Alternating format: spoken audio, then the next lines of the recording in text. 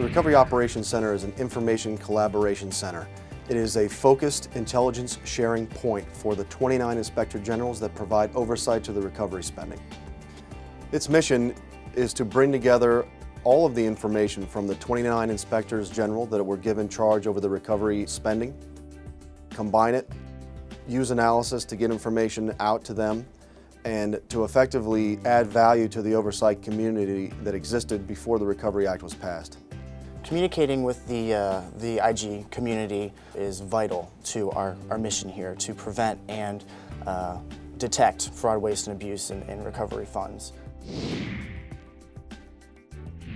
Background of the folks that work here provide us a wonderful look at fraud that, again, has never been done before. We have folks with backgrounds in economics, in mathematics, in engineering, in investigations. So our thought was we wanted to add as much diversity as possible by bringing in folks with all different skill sets and make that a better part of our model to understand who we're actually doing business with and identify fraud in other places that we may not have thought of.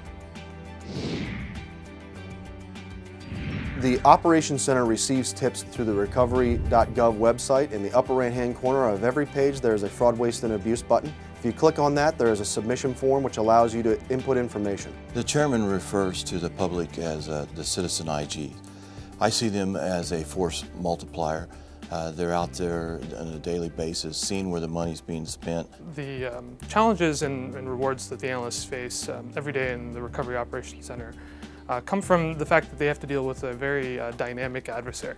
These are people who want to commit fraud or abuse the system so that they can get gain from the Recovery Act. And it's very important that the analysts are as adaptive and one step ahead of them. The work that I do in the Recovery Operations Center matters to the average person because we're making sure their money is spent properly.